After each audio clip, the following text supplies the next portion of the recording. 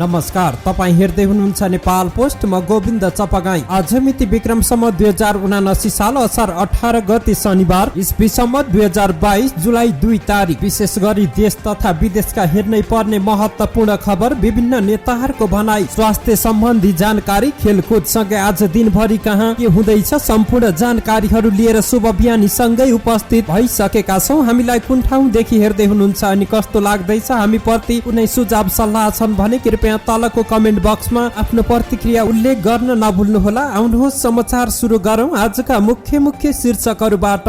मकै बेच्दै हिँडेकी महिलाको ठेला नगर प्रहरीले नियन्त्रणमा लिएपछि बालेन्द्रको विरोध। 40 वर्ष एक्लो जीवन बिताइरहेका विवाहित अविवाहित महिलालाई पनि भत्ता। रवि लामिछानेले लिए दल दर्ताको प्रमाणपत्र। चुनाव चिन्ह गोलाकार भित्रको घन्टी। हत्केलामा बसेर फोटो खिचाउनेको भिड। जगन्नाथ रथ यात्रामा राष्ट्रपतिले लगाइन् झाडु। विमला प्रकरण तत्काल प्रतिवेदन बुझाउन एमालेको माग। प्रधानमन्त्री देउवामाथि शेखर समूहले लगायो गम्भीर 5 आरोप। प्रधानमन्त्री देउवा सहित गठबन्धनका शीर्ष नेता निजगढ जाँदै। मिटर ब्याज पीडितको गुनासो सिंहदरबारले कानमै आएर भन्दा पनि कसैले सुनेन। भारतीय जंगलमा नेपाली माथि गोली प्रहार, 1 को मृत्यु। हैजा फैलिएपछि होटल तथा रेस्टुरेन्टमा अनुगमन। थप 50 जनामा कोभिड-19 को संक्रमण पुष्टि। स्कुल बसको ठक्करबाट घाइते बालिकाको पनि मृत्यु। रोहितको कप्तानीमा इङ्ल्यान्ड विरुद्धको सिरिजका लागि भारतीय टोलीको घोषणा र फिफाले पाकिस्तान माथिको प्रतिबन्ध हटायो। अब सुन्नुहोस् पूरा समाचार। मकै बेच्दै हिँडेकी महिलाको ठेला काठमाडौँ महानगरको नगर प्रहरीले नियन्त्रणमा लिएको छ। महाराजगञ्जमा ठेलामा राखेर मकै बेच्दै हिँडेकी ती महिलाको ठेला नगर प्रहरीले नियन्त्रणमा लिएको हो। नगर प्रहरीले ठेला नियन्त्रणमा लिँदा उनले हार गुहार गर्छिन्, तर नगर प्रहरीले उनलाई हुत्ताइदिएको भिडियो देख्न सकिन्छ। नियन्त्रणमा रहेको ठेला एक पुरुषले छुट्याउन खोज्दा नगर प्रहरीले उनलाई पनि हुत्ताइदिएका थिए। परिश्रम गरेर छाक टार्ने महिलामाथि नगर प्रहरीले गरेको अमानवीय व्यवहारलाई लिएर सामाजिक सञ्जालमा चर्को बहस चलिरहेको छ। सामाजिक सञ्जाल प्रयोगकर्ताले काठमाडौँ महानगरपालिकाका प्रमुख बालेन्द्र शाहलाई समेत विरोध गरेका छन्। हिजो यी सामन्ती व्यापारीको घरमा चुलो बोल्यो कि बोलेन होला, मेयर साहब दामोदर उपाध्यायले बालेन्द्रलाई ट्विटरमा मेन्सन गर्दै प्रश्न गरेका छन्। रमेश खतिवडाले रोजीरोटीको ग्यारेन्टी गरेर मात्रै फुटपाथ बजारको व्यवस्था गर्न आग्रह गरेका छन्। मेयर साहब महानगर व्यवस्थित गर्नुपर्छ, तर पहिला गरिबको रोजीरोटीको व्यवस्था गर्नुहोस्। घोषणा पत्रमा भए बमोजिम वैकल्पिक फुटपाथ बजारको व्यवस्था गर्नुहोस्, अनि मात्र महानगरसँग यस्तो गर्ने नैतिकता रहन्छ भन्दै सामाजिक सञ्जालमा विभिन्न अभिव्यक्ति दिइरहेका छन्। 40 वर्ष उमेर पुगेर एक्लो जीवन बिताइरहेका विवाहित र अविवाहित महिलाले पनि सामाजिक सुरक्षा भत्ता पाउने सहमति भएको छ। हिजो शुक्रबार संघीय संसद प्रतिनिधि सभा अन्तर्गतको राज्य व्यवस्था तथा सुशासन समितिको बैठकमा सामाजिक सुरक्षा ऐन 2075 लाई संशोधन गर्न बनेको विधेयक माथिको छलफलमा यस्ता महिलालाई पनि सामाजिक सुरक्षा भत्ता उपलब्ध गराउने प्रावधान राख्न सहमति जुटेको हो। त्यसैगरी सम्बन्ध विच्छेद गरेर श्रीमानको सम्बन्धमा 12 वर्षदेखि नरहेका विवाहित अविवाहित महिलालाई पनि एकल महिलाको परिभाषा भित्र राखेर सामाजिक सुरक्षा भत्ता उपलब्ध गराउने प्रावधान पनि सर्वसम्मतिले पारित भएको समितिकी सचिव बबिता मिश्रले जानकारी दिनुभयो। बैठकले नेपाल सरकारले पिछडिएका क्षेत्रका साथै कुनै निश्चित क्षेत्र तोकी त्यस्तो क्षेत्रमा बसोबास गर्ने नागरिकलाई पनि त्यस्तो भत्ता उपलब्ध गराउन सक्ने प्रावधान समेत राखेको छ। समितिकी सचिव मिश्रले भन्नुभयो, विवाह गरी वा नगरी एक्लो जीवनमा रहेका र 40 वर्ष उमेर पुगेका, त्यसै गरी सम्बन्ध विच्छेद गरेर अनि श्रीमानको सम्बन्धमा 12 वर्षदेखि नरहेका, लैङ्गिक हिंसामा परि विवाहित वा अविवाहित रूपले एक्लो जीवन व्यतीत गरिरहेका महिलालाई पनि थपेर एकल महिलाको परिभाषा भित्र राखिनुपर्छ भनेर यो संशोधनलाई समितिले स्वीकार गरेको छ। समितिले कम आय भएका तथा पालन पोषण र हेरचाह गर्ने परिवारको कुनै सदस्य नभएका वा त्यस्तो सदस्य भएर पनि आर्थिक रूपमा विपन्न अवस्थामा रहेका अन्य एकल महिलालाई पनि असहाय एकल महिला भत्ता दिने प्रावधान समेत पारित गरेको छ। त्यसैगरी सो घोषणा गरी सामाजिक सुरक्षा भत्ता कसैले लिन चाहेमा उसलाई सरकारले प्रशंसा पत्र सहित सम्मान गर्ने प्रावधान समितिबाट पारित गरिएको समितिकी सचिव मिश्राले बताउनु भएको छ। सञ्चारकर्मी रवि लामिछाने नेतृत्वको राष्ट्रिय स्वतन्त्र पार्टी निर्वाचन आयोगमा दर्ता भएको छ। दर्ता प्रस्ताव सो दललाई शुक्रबार दल दर्ताको प्रमाण पत्र समेत दिएको आयोगका सहसचिव यज्ञ प्रसाद भट्टराईले जानकारी दिए। पार्टीको नामका विरुद्धमा परेका 2 उजुरी आयोगले खारिज गरेको छ। यिनमा कतै पनि कुनै नामका आधारमा पार्टीको नाम हुने वा नहुने भन्ने व्यवस्था नभएकाले सो उजुरीको कुनै औचित्य नभएको आयोगले ठहर गरेको छ। स्वतन्त्र शब्द तलको नाममा राख्न नहुने माग गर्दै आयोगमा लामिछानेको पार्टी विरुद्ध 2 उजुरी समेत परेको थियो।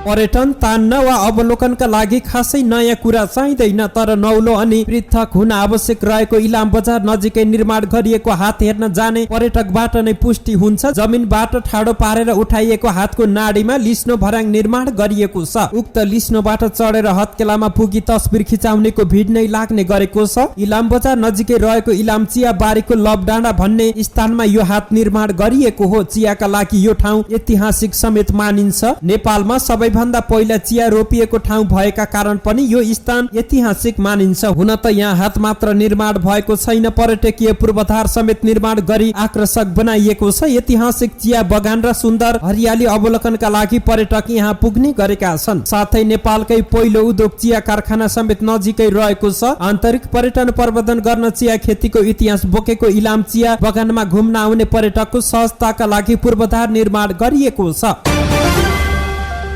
राष्ट्रपति विद्यादेवी भण्डारीले जगन्नाथ रथ यात्राको उद्घाटन गरेकी छिन्। सुन्धारामा आयोजित एक समारोहका बीच भण्डारीले रथ यात्राको शुभारम्भ गरेकी हुन्। सो क्रममा भण्डारीले झाडुले रथ रहने वरिपरिको स्थान सरसफाई गरेकी थिइन्। अन्तर्राष्ट्रिय कृष्ण भावना मित्र संघ इस्कोनको आयोजनामा सुन्धाराबाट जगन्नाथ रथ यात्रा सुरु गरिएको हो। जगन्नाथको रथ यात्रा विश्वभर एकै दिन मनाइन्छ। रथ यात्रा टुँडिखेलमा पुगेर समापन भएको थियो। रथ यात्रामा इस्कोनमा आस्था राख्नेहरूका साथ सर्वसाधारणहरूको सहभागिता रहेको थियो।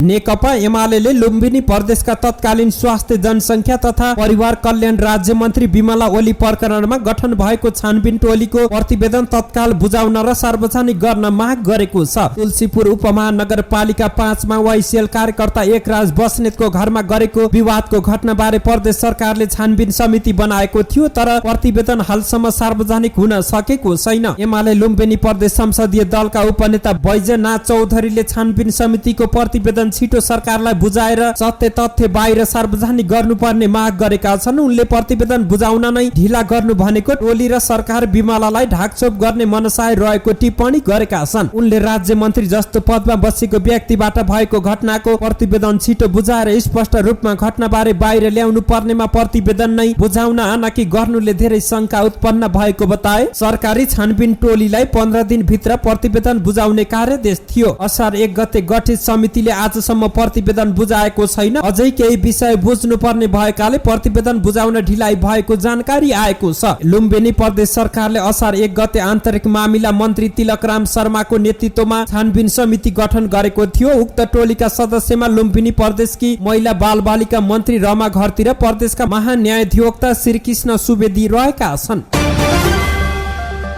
सत्तारूढ 5 दलीय गठबन्धनका नेताहरूले बाराको निजगढ स्थित अन्तर्राष्ट्रिय विमानस्थल निर्माण स्थलको आज शनिबार बिहान स्थलगत निरीक्षण गर्ने भएका छन्। काठमाडौँबाट बिहान 9 बजे प्रधानमन्त्री शेरबहादुर देउवा सहितको शीर्ष नेताहरूको टोली निजगढ भ्रमणमा जाने तयारीमा छ। गठबन्धनका एक नेताले भने प्रधानमन्त्री देउवासँगै माओवादी केन्द्रका अध्यक्ष पुष्पकमल दाहाल र नेकपा एकीकृत समाजवादीका अध्यक्ष माधव कुमार नेपाल सहितका शीर्ष नेताहरू विमानस्थल निर्माण क्षेत्रको अवलोकनमा जाने भएका हुन्। वातावरण र पूर्वाधार विकास बीच सन्तुलन कायम गरेर विमानस्थल निर्माण गर्न सकिने सर्वोच्च अदालतको फैसला आएपछि शीर्ष नेताहरूले पहिलो पटक निर्माण क्षेत्रको भ्रमणमा जान लागेका हुन्। भ्रमणपछि अन्तर्राष्ट्रिय विमानस्थल निर्माण कार्यलाई अघि बढाउने वा नबढाउने विषयमा सरकारले आवश्यक निर्णय गर्नेछ। ती नेताले भने जैविक विविधता युक्त घना जंगल फडानी गरेर विमानस्थल निर्माण गर्न खोजिएको भन्दै विरोध हुँदै आएको छ। नवलपरासी जिल्ला सुस्ता गाउँपालिका 2 पनारा बजारका रामसुभ गुप्ताले 2068 सालदेखि 2070 सालसम्म गाउँको जगदीश बानिया र सुशील बानियासँग घरायसी कामकाजका लागि जग्गा धितो राखेर 4 लाख 2 लाख र 1 लाख रुपियाँ गरी 3 पटकमा 7 लाख ऋण लिनु भएको थियो। यही बीचमा उहाँले जग्गा बेचेर 7 लाख रुपियाँको सावा ब्याज गरेर 15,15,000 रुपियाँ तिर्नु भयो। तर 7 लाखको 15 लाख रुपियाँ तिरिसक्दा पनि बानिया दाजुभाइले ऋण चुक्ताको कागज दिएनन्। उहाँले पटक पटक तम्सुक माग्दा अझै 32 लाख रुपियाँ तिर्न बाँकी छ भनेर बानिया दाजुभाइले भन्दा उहाँ एक पटक बियोस समेत हुनुभयो। त्यस बेलादेखि आफू मुटु रोगी समेत भएको बताउने गुप्ता आश्चर्य मान्दै भन्नुहुन्छ, 7 लाख रुपियाँको 47 लाख रुपियाँ त कहीँ पनि हुँदैन, डबल तिरिसक्दा पनि नसकिने यो कस्तो ऋण हो। 2068 सालमा उहाँले पहिलो पटक 4 लाख रुपियाँ ऋण लिँदा उहाँलाई 8 लाख रुपियाँको कागज गराइएको थियो। त्यसको 2 वर्षपछि उहाँलाई ऋण तिर्न बानिया दाजुभाइले ताकेता गरे। उहाँको ऋण तिर्न सक्ने अवस्था नहुँदा उनीहरूले घर जग्गा लिलाम गराइदिन्छु भनेर धम्की दिन थाले। घर जग्गा लिलामी हुने डरले उहाँले सुनिल बानियासँग फेरि 20 लाख रुपियाँको कागज गर्नुभयो। यसरी उहाँको 7 लाख रुपियाँको ऋण 15 लाख रुपियाँ तिरिसक्दा पनि 47 लाख रुपियाँ पुग्यो। गुप्ता भन्नुहुन्छ, जगदीश बानियाले अब हामी बीच केही लेनदेन छैन भनेर कागज लेखेर दिएको छ, तर पनि तम्सुक भने दिएको छैन अनि मेरो जग्गा पनि फुकुवा गरिदिएको छैन। यसको कारण के हो? आफू पीडित भएपछि उहाँले गाउँमा अरूहरूसँग पनि कुरा गर्न थाल्नुभयो। यसरी कुरा गर्दै जाँदा अरू थुप्रै मानिस बानिया परिवारबाट पीडित भएको पाइयो। कुरा हुँदै जाँदा प्रतापपुर र सुस्ता 2 गाउँका गरी 400-500 मानिस बानिया परिवारबाट पीडित भएको गाउँलेले जानकारी पाए। गाउँका धेरै मानिस पीडित भएको पाएपछि यसका विरुद्धमा व्यक्तिगत लडाई भन्दा पनि सामूहिक लडाई लड्नुपर्छ भनेर एउटा समिति नै खडा भयो, जसको अध्यक्ष स्वयं गुप्ता नै रहनु भएको छ। यसका बारेमा उहाँहरूले गाउँपालिकाको कार्यालय, जिल्ला प्रशासन कार्यालय, सम्पत्ति शुद्धिकरणदेखि मानव अधिकार आयोगसम्म उजुरी गरिसक्नु भएको छ। उहाँहरूले उजुरी गरेको 4 महिना भयो, तर कतैबाट पनि समस्या समाधान नभएपछि मिटर ब्याज पीडितहरू माइती घर मण्डलमा 15 दिनदेखि धरनामा बसेका छन्। अहिलेसम्म कुनै राजनीतिक दलका नेता, मन्त्री तथा अन्य कसैसँग पनि वार्ताको विषयमा कुरा भने भएको छैन। माइती घर मण्डलाको धरना स्थलमा हुनुहुन्छ सुस्ता गाउँपालिका 5 का अर्का मिटर ब्याज पीडित रामसुभक मुसहर। उहाँले छोरालाई विदेश पठाउन सुनिल बानियासँग 1,50,000 रुपियाँ ऋण लिनु भएको थियो। 1,50,000 रुपियाँका लागि उहाँले श्रीमतीको नाममा रहेको 3.5 कट्ठा घडेरी 3 लाख रुपियाँमा बन्धक राख्नु भएको हो। छोराले विदेशमा राम्रो काम गर्न नसकेपछि घर फर्किए। ऋणको रकम तिर्न साउले ताकेता तथा धम्की दिए। 20 जनाको परिवार रहेको सुभकले परिवारसँग सल्लाह गरेर 2 पटक गरी धितो बाहेकको जग्गा बेचेर 9 लाख रुपियाँ तिर्नु भयो, तर पनि अझै ऋण चुक्ता नभएको भन्दै साउले धितोको जग्गा पास गर्न उहाँलाई दबाब दिन छाडेनन्। केही सिप नलागेपछि उहाँले बन्दकी राखेको जग्गा पनि पास नै गरिदिनु भयो। त्यसको कति पैसा आयो भन्ने पनि उहाँलाई थाहा छैन। मुसहर भन्नुहुन्छ, मैले त सही मात्रै गरेको हो, कति पैसा आयो के भयो मलाई केही पनि थाहा छैन, म भने सुकुम्बासी भएँ। सुस्ता प्रतापपुरका मिटर ब्याज पीडित न्यायका लागि असार 2 गतेदेखि माइती घर मण्डलामा धरनामा बसिरहेका छन्। धरनाका लागि भनेर 70 जना काठमाडौँ आए पनि खाने बस्ने उचित व्यवस्था नहुँदा वृद्ध र महिला गरेर 40 जना भने गाउँ नै फर्किए। बाँकी 30 जनामा पनि ठाउँ नहुँदा 12-15 जना मात्र धरना स्थलमा उपस्थित हुने गरेका छन्। अहिलेसम्म उनीहरूको बस्ने खाने व्यवस्थाका लागि कुनै पनि संघ संस्थाले सहयोग गरेको छैन। उनीहरूले आफूले ल्याएको खानेकुरा सकिएकाले अब भोकै बस्नुपर्ने हो कि भन्ने चिन्तामा रहेका छन्। गौशालामा रहेको पशुपतिको पार्किङ भएको जग्गामा पाल टाँगेर बसिरहेका छन्। सावा र ब्याज गरेर तोकिए भन्दा बढी तिरेको रकम फिर्ता गर्नुपर्ने तथा पीडित सबैको घर जग्गा फिर्ता गरिदिनु पर्ने उनीहरूको माग रहेको छ। तर सिंहदरबारको काखमै आएर पीडा सुनाउँदा पनि सरकारले देखे नदेखेको चाहिँ गरेको उनीहरूको गुनासो रहेको छ। पीडितहरूको गुनासो छ, हाम्रो पीडा सिंहदरबारको कानमै आएर सुनाएका छौं, तर अझै कसैले सुनेका छैनन्। बर्दियासँग जोडिएको भारतीय सीमाना मूर्तिहाको घना जंगलमा न्युरो टिप्न गएका एक नेपालीमाथि गोली प्रहार भएको छ। बिहिबार बेलुकी न्युरो टिप्न गएका गुलरिया नगरपालिका 3 का 54 वर्षीय हेमराज गोडियामाथि गोली प्रहार भएको प्रहरीले जनाएको छ। गोली लागेर भाग्दै घर नजिक पुगेका घाइते गोडिया केही बेरपछि बेहोस भएका थिए। उनी होसमा आएपछि घरमा फोन गरी आफन्तीलाई बोलाएका थिए। राति नै उनलाई एम्बुलेन्समा उपचारका लागि गुलरिया अस्पताल ल्याइएको थियो। अत्याधिक रगत बगेका कारण उनको मृत्यु भएको प्रहरी उपरीक्षक वीरेन्द्र बहादुर शाहीले बताए। उनलाई कसले गोली हानेको हो अनुसन्धान भइरहेको उनले जनाए। स्रोतका अनुसार भारतीय वन रक्षकले गोली प्रहार गरेको आशंका गरिएको छ। कतर्निया वन्य जन्तु आरक्ष भएका कारण अनअधिकृत रूपमा जंगल प्रवेश गरेको भन्दै वन रक्षकले गोली हानेको शंका गरिएको छ। उनको शव गुलरिया अस्पतालमा शव परीक्षण पछि शुक्रबार दिउँसो आफन्तीले बुझेर लगेका छन्।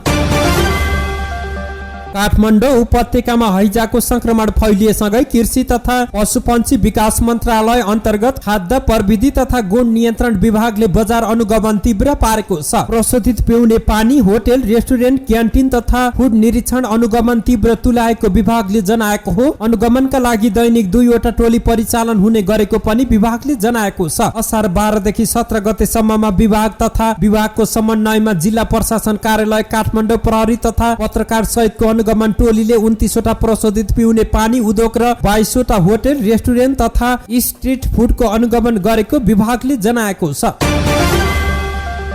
पछिल्लो 24 घण्टामा देशभर थप 50 जनामा कोरोना भाइरस कोभिड-19 को संक्रमण पुष्टि भएको छ। स्वास्थ्य तथा जनसंख्या मन्त्रालयका अनुसार 2814 जनामा गरिएको परीक्षणमा 50 जनामा संक्रमण पुष्टि भएको हो। यस्तै सोही समयमा 18 जना कोभिड-19 बाट संक्रमण मुक्त भएका छन् भने हाल नेपालमा 297 जना कोभिड-19 का सक्रिय संक्रमित रहेका छन्। यस्तै पछिल्लो 24 घण्टामा देशभर 1,78,786 जनाले कोभिड-19 विरुद्धको खोप लगाएका छन्।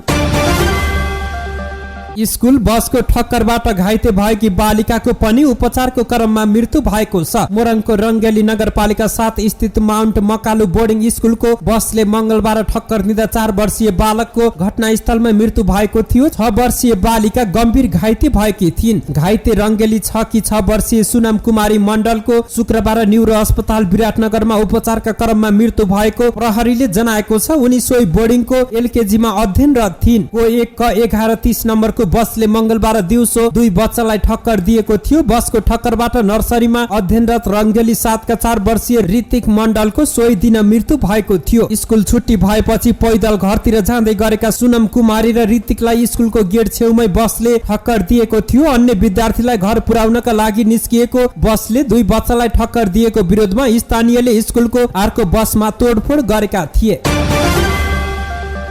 रोहित शर्माको कप्तानीमा इंग्ल्यान्ड विरुद्धको सिरिजका लागि भारतीय टोलीको घोषणा भएको छ। भारतले इंग्ल्यान्ड विरुद्ध 1 दिवसीय T20 सिरिज खेल्दैछ। कोभिड-19 को संक्रमणले गर्दा रोहितले इंग्ल्यान्ड विरुद्धको टेस्ट भने गुमाउनेछन्। टेस्ट टोलीको कप्तानी जसप्रीत बुमराहले गर्नेछन्। भारतले घरेलु टोलीसँग समान 3 खेलको T20 र 1 दिवसीय सिरिज खेल्नेछ। T20 सिरिज जुलाई 7 बाट सुरु हुनेछ। 1 दिवसीय सिरिज जुलाई 12 बाट सुरु हुनेछ।